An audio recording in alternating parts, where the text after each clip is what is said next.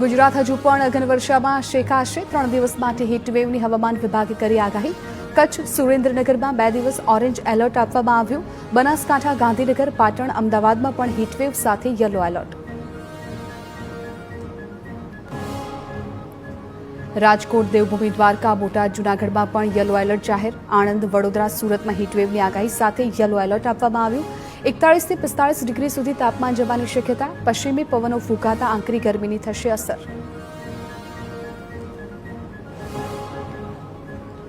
હજુ 3 દિવસ સુધી રાજ્યમાં રહેશે ગરમીનો પ્રકોપ। કચ્છ, સુરેન્દ્રનગર, સુરતમાં ઓરેન્જ એલર્ટ। બપોરના સમયે બહાર ન નીકળવા હવામાન વિભાગની સલાહ। બનાસકાંઠા, પાટણ, ગાંધીનગર, અમદાવાદમાં યલો એલર્ટ। વડોદરા, રાજકોટમાં પણ પડશે પ્રચંડ ગરમી। ગુજરાતના ચોમાસાને લઈ હવામાન નિષ્ણાંત અથ્રેયા શેટ્ટીનું અનુમાન। ગુજરાતમાં ચોમાસું 8 દિવસ મોડું પહોંચે તેવા એંધાણ। 15 જૂનને બદલે 23 જૂન આસપાસ ચોમાસું બેસી શકે।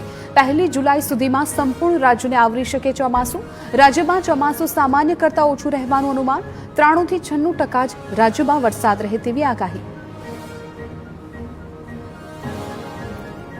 2026ના નૈઋત્યના ચોમાસાને લઈને મહત્વપૂર્ણ સમાચાર। દેશમાં 4 દિવસ વહેલું ચોમાસું એન્ટ્રી મારી શકે।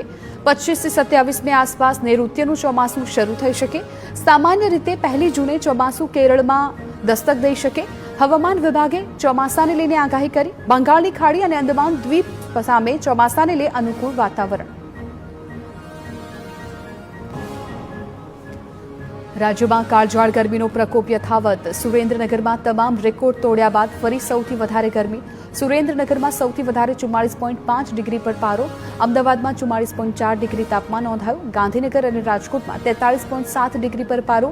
રાજ્યના 10 શહેરોમાં તાપમાનનો પારો 41 ડિગ્રીને પાર।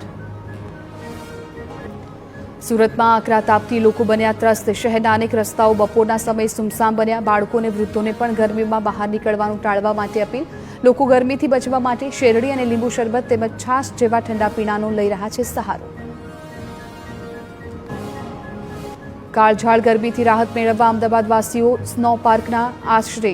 ગરમી અને વેકેશનને પગલે સવારથી જ સ્નો પાર્કમાં મોજ મજા કરવા માટે આવી રહ્યા છે લોકો। કૃત્રિમ બરફના પાર્કમાં લોકો એકબીજા સાથે બરફથી રમવાનો લઈ રહ્યા છે આનંદ। મહેસાણામાં કાળઝાળ ગરમીથી બચવા વોટર પાર્કમાં ઉમટ્યા લોકો। 42 ડિગ્રી તાપમાન વચ્ચે રક્ષણ મેળવવા અને આનંદ માણવાના હેતુથી વોટર પાર્કમાં ભીડ વધી। શાળાઓમાં વેકેશન હોવાથી પોતાના બાળકો સાથે આવી રહ્યા છે પરિવારો। વેકેશન હોવાથી વોટર પાર્કમાં લોકોનો ધસારો હજુ વધવાની છે શક્યતા। નવસારીમાં 40 ડિગ્રીથી વધારે ગરમી વચ્ચે સામાન્ય જનતાની સાથે ડાંગરના ખેડૂતોની સ્થિતિ પણ કફોડી બની। એક તરફ ઉત્પાદન ખર્ચ વધ્યો તો બીજી તરફ ખેત મજૂરોની અછત માથાનો દુખાવો બની। 1 હેક્ટર ડાંગરની મશીનથી કાપણી માટે ચૂકવવા પડે છે 15,000 રૂપિયા। મશીનથી કાઢેલા ડાંગરનો ભાવ પણ બજારમાં ઓછો મળતા ખેડૂતો ચિંતામાં। નવસારીના વાંસદામાં ખાતર ખરીદવા માટે ખેડૂતોની લાંબી લાઈનો જોવા મળી। યુરિયા સહિતના ખાતરો માટે ખેડૂતોની લાંબી કતાર। ધગધગતા તાપમાં ખેડૂતો ખાતર માટે રાહ જોતા ઊભા રહેવું પડ્યું। અપૂરતા ખાતરના જથ્થાને કારણે ખેડૂત દીઠ ખાતરની 2 બેગ આપવામાં આવતા રોષ। રાજકોટના ધોરાજીમાં આખરે ટેકાના ભાવે ઘઉંની ખરીદી શરૂ થઈ। ખરીદીમાં વિલંબ થતા ખેડૂતો હતા નારાજ। જે અંગે TV9 પ્રસારિત કરેલા અહેવાલની અસર થઈ। 900 ખેડૂતોએ ટેકાના ભાવે ઘઉં વેચવા કરાયું છે રજીસ્ટ્રેશન। દરરોજ 100 ખેડૂતોને મેસેજ કરી ઘઉં વેચવા માટે કરાય છે જાણ।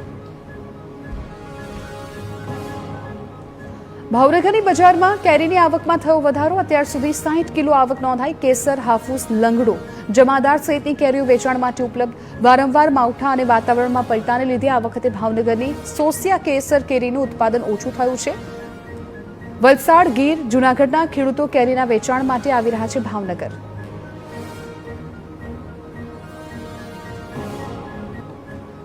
ડીએપી ખાતરના ભાવ વધારા અંગે કોંગ્રેસના સરકાર પર પ્રહાર। ડીએપી ખાતરમાં ભાવ વધારાને ખેડૂતો માટે ઘાતક ગણાવ્યો। કોંગ્રેસ નેતા અમિત ચાવડાએ કહ્યું, અગાઉ 1400 રૂપિયામાં મળતું ડીએપી ખાતર આજે 2100 રૂપિયામાં મળે છે। ભાવ વધારો ખેડૂતોને અત્યંત દેવાના બોજમાં ધકેલી દેશે। ખેડૂતોને સબસિડી આપવા કોંગ્રેસની માંગ। મહેસાણામાં ખોરાક અને ઔષધ નિયમન તંત્રના દરોડા। ઓપરેશન સમર હાથ ધરી વિવિધ ખાદ્ય પદાર્થોનું ચેકિંગ કરાયું। કેરીનો રસ, શ્રીખંડ, મઠો અને આઈસ્ક્રીમની સઘન તપાસ। 3 અલગ અલગ ટીમોએ વિવિધ સ્થળોએ હાથ ધરી તપાસ. અમદાવાદના માધુપુરા મસાલા બજારમાં ભેળસેળવાળી હળદર ઝડપાઈ. 8 મેના રોજ માધુપુરામાં ખાદ્ય વિભાગે હાથ ધર્યું હતું ચેકિંગ. અવિનાશ મસાલાના ગોડાઉનમાંથી 5 લાખની 2500 કિલો હળદર જપ્ત. હળદરમાં લોટની ભેળસેળ અને 84% સ્ટાર્ચનું પ્રમાણ મળ્યું. હળદરનું વજન વધારવા ઘઉં અને ચણાના લોટનું કરાતું હતું મિશ્રણ. લેબોરેટરીની તપાસમાં હળદર ભેળસેળયુક્ત જાહેર થતા કાર્યવાહી કરવામાં આવી. ઉપરાંત 4,90,000ની કિંમતના 1400 કિલો ટુકડા કાજુ પણ જપ્ત કરાયા. કાજુના ટુકડાના લેવાયેલા નમૂનાનું પરિણામ હાલ પેન્ડિંગ. લાયસન્સ વગર ધમધમતા એકમોમાં ફૂડ વિભાગે દરોડા પાડ્યા. દેશમાં નીટ યુજીની પરીક્ષા રદ. રાજસ્થાનમાં પેપર લીકની ફરિયાદ બાદ એનટીએનો નિર્ણય. એનટીએ નવી તારીખની કરશે જાહેરાત. આશરે 23 લાખ વિદ્યાર્થીઓએ ફરી આપવી પડશે પરીક્ષા. પેપર લીકની સીબીઆઈ તપાસનો આદેશ આપવામાં આવ્યો. ફેર પરીક્ષા માટે ફરી રજીસ્ટ્રેશનની જરૂર નહીં પડે. ઉમેદવારોએ ફરી પરીક્ષાની ફી પણ આપવી નહીં પડે. 3 મેના રોજ યોજાઈ હતી નીટ યુજીની પરીક્ષા. રાજસ્થાનના સીકરથી સામે આવ્યો હતો પેપર